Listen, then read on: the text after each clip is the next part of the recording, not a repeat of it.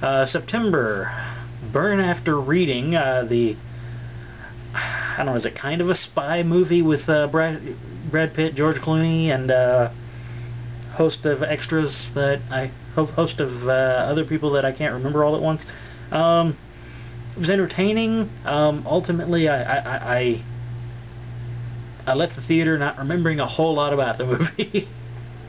Just the awkward death scene, which, yeah, was sudden, unexpected, and kind of unnecessary. Last movie I saw in September was Eagle Eye. Yeah, talking computer needs Shia LaBeouf to unlock it because of his dead twin brother. Yeah, don't watch this movie. Just save your money. November saw Soul. I'm sorry, I'm skipping October. October was Max Payne. Again, I saw this on DVD later. A much better performance by Mark Wahlberg, as opposed to The Happening previously in that year. A decent movie. In the end, you kind of don't know if he's hallucinating all the angels and demons and whatnot. But it really doesn't necessarily matter if he is or isn't. The story is definitely entertaining. Back to November, Soul Men, Bernie Mac and Samuel L. Jackson. As a Blues Brothers fan and kind of a fan of that kind of music, maybe not to the extent of some folks, but definitely I enjoyed it. It was kind of like a latter day, if Sam and Dave got back together kind of thing. Even though I believe one of them's dead.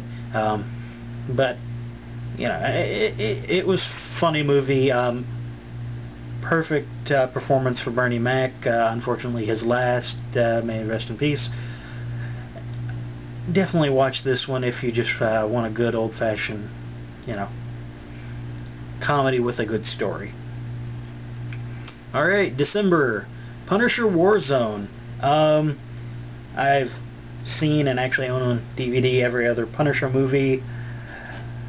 We're talking Dolph Lundgren, Thomas Jane, and now... Blast, I just blanked on his name. Anyway, honestly, this is probably the best Punisher movie yet. I thought that the story of the previous one with Thomas Jane was a better story, but the portrayal of the Punisher in this one is definitely much better. It's truer to the character, even though some of the scenes, especially with Jigsaw, not the Jigsaw from Saw, but Jigsaw from the Punisher books, even though some of his scenes are over stylized and too many bright colors, I guess. But definitely best portrayal of the Punisher I've seen yet.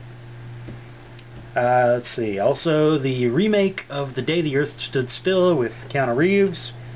I was disappointed. I had high hopes for this movie. I love the original. Actually ended up buying the original on DVD just before seeing this one, and ultimately this one kind of sucked. I mean, I'd watch it again if it was on television and I was bored, but it definitely doesn't have the same air of social relevance as that one, even though they tried to change the story into kind of a ecological disaster type thing. Whereas the previous movie was a commentary on nuclear war, this one's supposedly on, pollution and whatnot, which just doesn't have the same impact. I had the pleasure of seeing the movie The Wrestler in a, well, it's not an old theater, but it definitely was, the screening room we saw it in was definitely kind of dilapidated, which actually added to the whole experience. The Wrestler's excellent movie. I don't know if it's 100% accurate, on the way wrestling is, but if it's not 100%, it's damn close. Uh, I think even if you don't enjoy wrestling, the drama of the story is definitely worth your time, and definitely you want to check this one out. Yes Man with Jim Carrey. Not a whole lot new, but it's funny. It's kind. People said it's kind of like Liar Liar. It is, but it's a little more amped up and definitely enjoyable. And I'll never look at the song Separate Ways the same again. You watch the movie to find that one out. Definitely worth your time. Probably not worth buying, but worth renting. Finally, The Spirit. I actually saw this one in January of '09, and one of the last night they showed it in Northwest Arkansas. Just because I couldn't find anybody that wanted to go, and I wanted to go, and ultimately I went by myself, which made me look kind of creepy. But by the when I was in there was a lot of people that were there by themselves. So, and a lot of people thought this one was going to be like a second Sin City movie. It's not. Again, Samuel L. Jackson's in this one. He plays the bad guy, and it's a great movie. It's definitely worth a rent. I think if you like superhero movies, if you like comic book movies, really, it's more of a detective style book with a slightly comic book superhero type slant to it. But I think if you liked Sin City and if you liked Iron Man, you'll like The Spirit.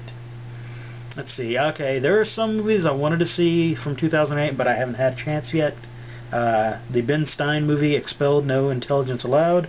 I want to see that. The second X-Files movie, X-Files I Want to Believe. I want to see that one. Ghost Town comedy with Ricky Gervais. Is that how you say it?